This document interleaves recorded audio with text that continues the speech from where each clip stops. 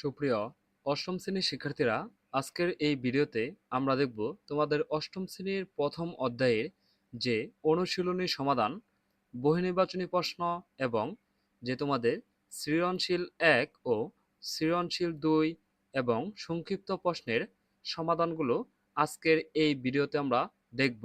আগের ভিডিওতে আমরা আলোচনা করেছিলাম যে প্রথম অধ্যায়ের যে বিস্তারিত আলোচনাটি আমরা আগের ভিডিওতে করে নিয়েছি।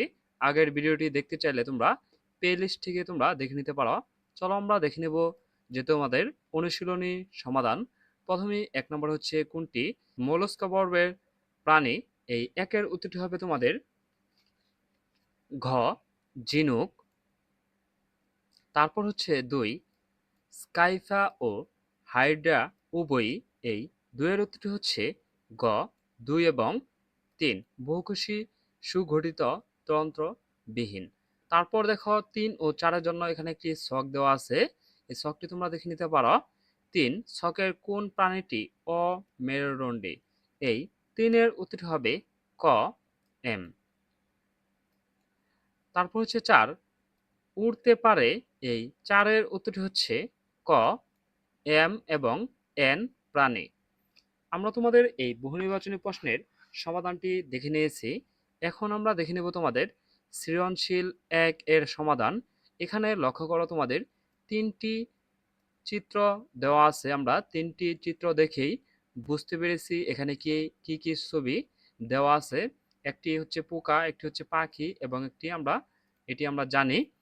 এখন আমরা এখানে দেখো পি কিউ আর 3টি চিত্রের যে নাম দেওয়া আছে। প্রথমে আমরা দেখে নেব ক শ্রেণীবিন্যাস কাকে বলে। চলো আমরা এই ক এর উত্তরটি দেখে নেই। বিশাল জীবজগৎকে সহজে সুশৃঙ্খলভাবে জানার জন্য এদের বৈশিষ্ট্য অনুযায়ী ধাপে ধাপে বিন্যাস করা পদ্ধতিকে বলা হয় শ্রেণীবিন্যাস। আমরা তোমাদের এই ক এর উত্তরটি দেখে নিলাম। তারপরে দেখব আমরা খ সিলেন্টেরল কি ব্যাখ্যা করো। চলো আমরা এই খ এর উত্তরটি দেখে নেই। নিডারিয়া পর্বের প্রাণীকে দেহগহ্বরের সিলেন্টেরল বলে, যেমন জেলিফিশ, হাইড্রা ইত্যাদি প্রাণীদের শরীরে এটি পাওয়া যায়। আমরা তোমাদের এই খ এর উত্তরটিও দেখে নিলাম। তারপর আমরা দেখে নিব গ পি প্রাণীটি কোন পর্বের অন্তর্ভুক্ত ব্যাখ্যা করো। চলো আমরা এই গ এর উত্তরটি দেখি। গ এর উত্তরটি হচ্ছে যে উদ্দীপকে পি চিত্রের প্রাণীটি হলো ঘাসফড়িং। দেখো আমরা এই পি চিত্রটি হচ্ছে কি, এটি হচ্ছে আমাদের পি চিত্র প্রাণী, এটি হচ্ছে কি ঘাসফড়িং। তারপর হচ্ছে এটি এবং এবং এটি অর্থোপোডা পর্বে অন্তর্ভুক্ত। এটি হচ্ছে অর্থোপোডা পর্বেও অন্তর্ভুক্ত। অর্থোপোডা হলো প্রাণীজগতের বৃহত্তম পর্ব। এই পর্বের প্রাণীদের প্রধান বৈশিষ্ট্য হলো এদের দেহ বিভিন্ন অংশে বিভক্ত থাকে এবং দেহ কাইটিন সমৃদ্ধ শক্ত আবরণ দ্বারা আবৃত থাকে। উদ্দীপকে পি চিত্রটি অর্থাৎ ঘাসফড়িং এদের দেহে পর্যালোচনা করে দেখা যায় যে এদের দেহ মস্তক, বক্ষ ও উদর এর 3টি অংশে বিভক্ত থাকে। এদের দেহে সন্ধিযুক্ত পা বিদ্যমান এবং এই প্রাণীর মস্তকে অ্যান্টেনা থাকে, মানে যে মাথার মধ্যে কি থাকে, এরকম 2টি শিং থাকে। ঘাসফড়িং এর শরীরের সকল বৈশিষ্ট্য অর্থোপোডা পর্বের প্রাণীর সাথে হুবহু মিলে যায়। আমরা তোমাদের এই ঘ এর উত্তরটি দেখে নিয়েছি। এখন আমরা দেখে নেব ঘ কিউ ও আর প্রাণী দুটি ভিন্ন শ্রেণীতে থাকার কারণ বিশ্লেষণ করো। কিউ দেখো, কিউ হচ্ছে এটি পাখি এবং আর হচ্ছে এটি। এখন আমরা এই এই ঘ এর উত্তরটি দেখে নেই। ঘ এর উত্তরটি হচ্ছে যে উদ্দীপকে দেখো যে কিউ প্রাণীটি হলো পক্ষীকুল, যেমন আর প্রাণীটি হলো বাঘ। আমরা জানি মেরুদণ্ডী প্রাণীদের শ্রেণীবিভাগ তাদের দৈহিক গঠন, প্রজনন, শ্বসন প্রক্রিয়া এবং জীবন ধারণের পদ্ধতির উপর ভিত্তি করে করা হয়। তাই সকল মেরুদণ্ডী প্রাণীর শ্রেণীগতভাবে দৈহিক গঠনের পার্থক্য পরিলক্ষিত হয়। উদ্দীপকের প্রাণী দুটির বৈশিষ্ট্য বিশ্লেষণ করলে দেখা যায় পক্ষীকুল যে শ্রেণী প্রাণীদের ক্ষেত্রে দেহ পালক দিয়ে আবৃত, কিন্তু স্তন্যপায়ী শ্রেণীর সদস্য বাঘের দেহে লোম দিয়ে আবদ্ধ। পাখির ক্ষেত্রে সামনের পা দুটি ডানায় রূপান্তরিত হয়েছে আর যা উড়ার জন্য ব্যবহৃত হয়, কিন্তু বাঘের 4টি পাই হাঁটা বা দৌড়ানোর কাজে লাগে। পাখির চোয়ালেতে কোনো দাঁত নেই কিন্তু শক্ত চেতু রূপান্তরিত হয়, কিন্তু বাঘের চৌলে মাংস ছিঁড়ে খাওয়ার জন্য ভিন্ন ভিন্ন গঠনের পাত থাকে। আর এগুলো তোমরা দেখে নেবে। আমরা তোমাদের এই সৃজনশীল ১ সমাধান দেখে নিয়েছি। এখন আমরা দেখে নেব সৃজনশীল ২। এখানে উদ্দীপকে তোমাদের ৩টি ছবি দেওয়া আছে, এম, এন, ও, এবং এখানে তোমাদের এই ৩টি চিত্র দেওয়া আছে। প্রথমে আমরা দেখে নেব ক, অরীয় প্রতিসম প্রাণী কাকে বলে? চলো আমরা এই কয়ের উত্তরটি দেখে নেই।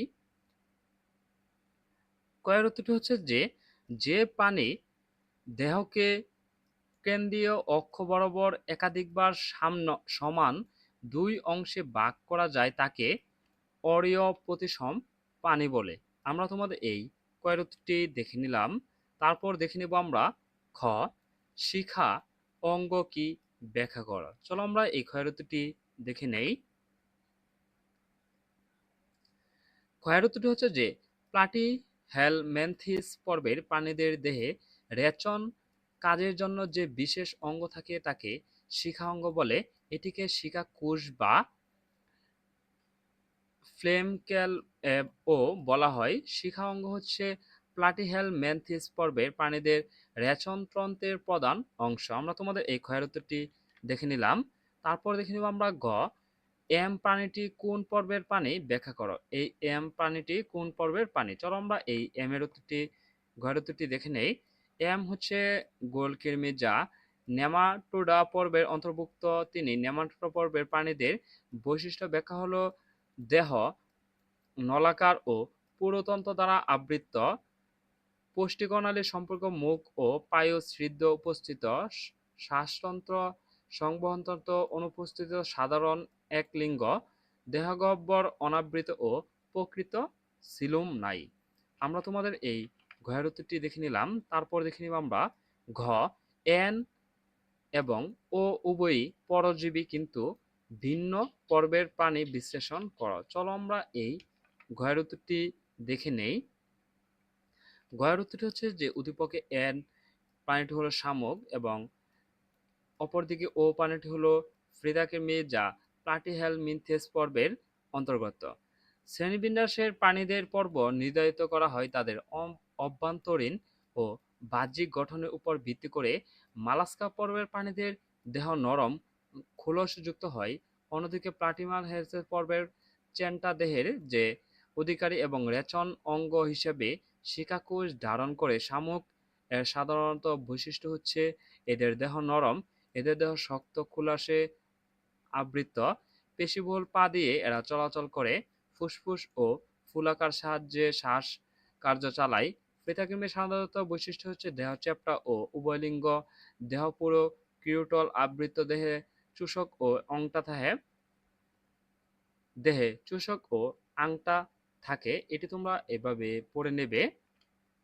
তারপর দেখে নেব আমরা সংক্ষিপ্ত প্রশ্নের উত্তরগুলো। চলো আমরা প্রথমেই দেখে নেব এক, নিডোসাইট কি ব্যাখ্যা করো। চলো আমরা এই একের উত্তরটি দেখে নেই। একের উত্তরটি হচ্ছে নিডোসাইট হচ্ছে বিশেষ বৈশিষ্ট্যপূর্ণ কোষ বা নিডারিয়া পর্বের প্রাণীদের একটোডার্মে দেখা যায়। এই কোষগুলো শিকার ধরা, আত্মরক্ষা, চলন ইত্যাদি কাজে অংশ নেয়। আমরা তোমাদের এই একের উত্তরটি দেখে নিলাম। তারপর দেখে নেব আমরা দুই, বৈজ্ঞানিক নামের প্রয়োজনীয়তা কি ব্যাখ্যা করো। চলো আমরা এই দুইয়ের উত্তরটি দেখি। এর উত্তরটি হচ্ছে বৈজ্ঞানিক নামের প্রধান প্রয়োজনীয়তা হলো আন্তর্জাতিকভাবে কোনো জীবকে সুনির্দিষ্টভাবে শনাক্ত করা। সাধারণত স্থানীয়ভাবে অঞ্চলভেদে একই জীবের ভিন্ন ভিন্ন নাম থাকতে পারে। এটি আন্তর্জাতিক ক্ষেত্রে বিভ্রান্তি তৈরি করতে পারে। কিন্তু দ্বিপদ বা বৈজ্ঞানিক নামকরণকে ফলে পৃথিবীর যে কোনো প্রান্তের মানুষেরা একটি নির্দিষ্ট জীবকে একই নামে চিনতে পারেন। আমরা তোমাদের এই দুই উত্তরটি দেখে নিয়েছি। তারপর দেখে নেব আমরা তিন, ব্রাঞ্চিওস্টোমাকে সেফালোডোকর্ডাটায় স্থান দেওয়া হয়েছে কেন ব্যাখ্যা করো। চলো আমরা এই তিনের উত্তরটি দেখি। এটি নাম দেওয়া হয়েছে নামক প্রাণীটিকে কর্ডাটা পর্বের সেফালোডা কর্ডাটা উপপর্ব স্থান দেওয়ার মূল কারণ হলো এদের দেহ নটোকর্ডের স্থায়িত্ব। কর্ডাটা পর্বের অন্য দুই উপপর্ব থেকে সেফালোডোকর্ডাটা উপপর্ব প্রাণীরা সম্পূর্ণ ভিন্ন। এই উপপর্বের প্রাণীদের দেহে সারা জীবনই নটোকর্ডাটার উপস্থিতি লক্ষ্য করা যায়। আমরা তোমাদের এই তিনের উত্তরটি দেখে নিয়েছি। ধন্যবাদ শিক্ষার্থীরা, আমরা তোমাদের এই প্রথম অধ্যায় থেকে বহু নির্বাচনী এবং সৃজনশীল 1 ও সৃজনশীল 2 ও সংক্ষিপ্ত প্রশ্নের সমাধানগুলো আমরা দেখে নিলাম। পরবর্তী ভিডিওতে আমরা দেখব দ্বিতীয় অধ্যায় জীবের বৃদ্ধি ও বংশগতি। পরবর্তী ভিডিওতে আমরা এটি তোমাদের এই অধ্যায়ের যে বিস্তারিত আলোচনা করব এবং অনুশীলনীটি সমাধান করব। আর পরবর্তী ভিডিও সবার আগে পেতে চ্যানেলটি সাবস্ক্রাইব করে পাশেই থাকবে। আর যারা সাবস্ক্রাইব করেছো তাদেরকে অসংখ্য ধন্যবাদ।